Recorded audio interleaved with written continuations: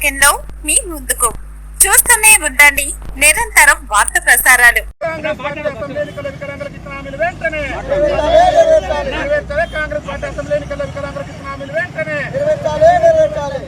భారత వికలాంగుల హక్కుల పరిరక్షణ సమితి ఆధ్వర్యంలో రాష్ట్ర ముఖ్యమంత్రి రేవంత్ రెడ్డి గారి సొంత నియోజకవర్గం కొడంగల్లో ఉన్నటువంటి అంబేద్కర్ చౌరస్తా వద్ద మాకు కాంగ్రెస్ పార్టీ అసెంబ్లీ ఎన్నికల్లో వికలాంగుల సమాజానికి ఇచ్చినటువంటి హామీలు నెరవేర్చాలని చెప్పేసి ఇవాళ భారత వికలాంగుల హక్కుల పరిరక్షణ సమితి ఆధ్వర్యంలో ఇవాళ ఈ రాష్ట్రంలో చాలని పింఛన్లతోని బతుకు జీవుడా అంటూ కాలం వెళ్లదీస్తున్న మేము అరటి తొక్కలు తింటూ మా యొక్క నిరసనని అంబేద్కర్ చౌరస్తా వద్ద తెలియజేసి రాష్ట్ర ముఖ్యమంత్రి గారికి మా యొక్క నిరసనను తెలియజేస్తున్నాం.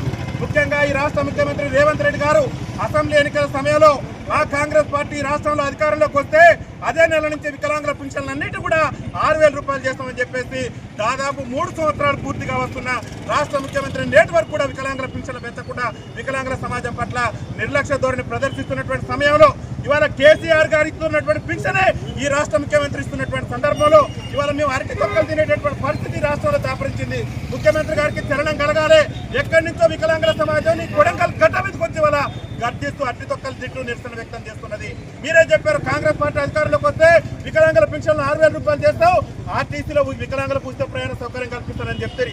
ఇలా మా మహిళా అమ్మలకు మా మహిళా అక్కలకు చెల్లెలకు ఇవాళ ఉచిత రవాణా సౌకర్యం కల్పించి మా వికలాంగుల సమాజానికి ఉచిత రవాణా సౌకర్యం కల్పించకుండా మా పట్ల మీరు ప్రదర్శిస్తున్న వివక్ష అనేది మంచిది కాదు. ముఖ్యమంత్రి గారు వెంటనే తన తీరు మార్చుకొని రేపు ఆగస్టు 15 అంటే ఈ దేశానికి స్వతంత్రం వచ్చినటువంటి రోజు కాబట్టి ఆ స్వతంత్ర దినోత్సవం రోజున మీరు ఎన్నికల్లో ఇచ్చినటువంటి హామీ మేరకు ఆర్టీసీలో వికలాంగులకు 100కు 100% రాయితీతోని ఉచిత ప్రయాణ సౌకర్యం కల్పించే విధంగా రేపు అధికారిక ప్రకటన చేయాలని చెప్పేసి ఇవాళ మేము అరటి తొక్కలు తింటూ ఈ అంబేద్కర్ సాక్షిగా కొడంగల్ నియోజకవర్గంలోనూ మా యొక్క నిరసన వ్యక్తం చేస్తున్నాం.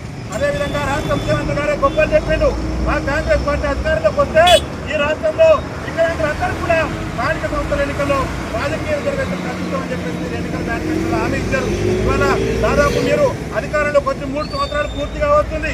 మా వికలాంగుల సమాజానికి రాజకీయ రిజర్వేషన్ కల్పిస్తామని చెప్పేసి ఈ కాంగ్రెస్ పార్టీ ఏసీసీ ఎన్నికల మేనిఫెస్టోలో మీరు పొందుపరిచి మాకు రిజర్వేషన్ ఇవ్వకుండానే మా ఓట్లతో మీరు ముఖ్యమంత్రి గారు గద్దెనెక్కి మాకు రిజర్వేషన్ ఇవ్వకుండానే ఈ రాష్ట్రంలో గ్రామ పంచాయతీ ఎన్నికలు నిర్వహించి మాకు గొంతుకోసేటటువంటి ప్రయత్నం చేశారు. దయచేసి రాష్ట్ర ముఖ్యమంత్రి గారికి ఈ కొడంగల్ గడ్డ నుంచి ఈ కొడంగల్ వేదిక నుంచి మేము ఒక విజ్ఞప్తి చేస్తున్నాం. రేపు రాబోయేటటువంటి గ్రేటర్ హైదరాబాద్ ఎన్నికల్లో కూడా వికలాంగులకు ప్రత్యేక రాజకీయ రిజర్వేషన్ కల్పించాలి. వికలాంగులకు స్థానిక సంస్థల ఎన్నికల్లో రాజకీయ రిజర్వేషన్ కల్పించేలా అసెంబ్లీని ప్రత్యేకంగా సమావేశపరిచి అసెంబ్లీని చట్టం చేయాలి. అదేవిధంగా రాష్ట్ర ముఖ్యమంత్రి గారు గొప్పలు చెప్పిండు మా కాంగ్రెస్ పార్టీ అధికారంలోకి వస్తే ఈ రాష్ట్రంలో వికలాంగుల బ్యాక్లాగ్ ఉద్యోగాలను భర్తీ చేస్తామని చెప్పిండు. ఇవాళ ముఖ్యమంత్రి గారు అనేక సభల్లో అనేక వేదికల్లో గొప్పలు చెప్తున్నాడు.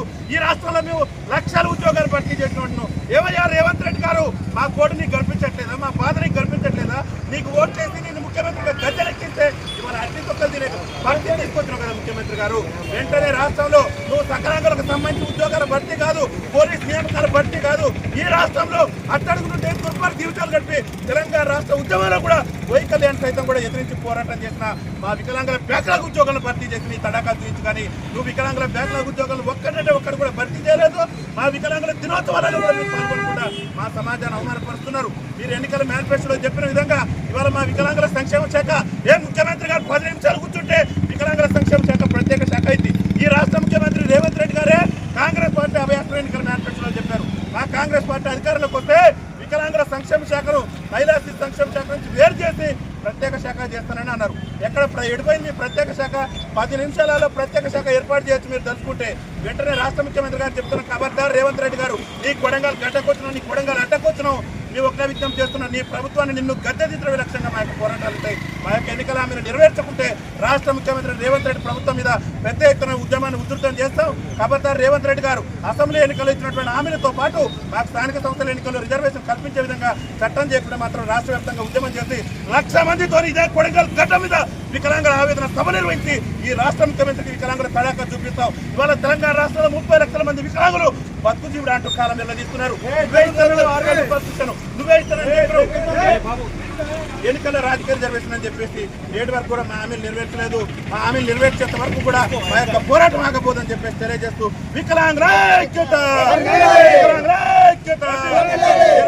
కాంగ్రెస్ పార్టీ అసెంబ్లీ ఎన్నికల హామీలను వెంటనే కల్పించాలి స్థానిక సంస్థల ఎన్నికల వికలాంగులకు రాజకీయ రిజర్వేషన్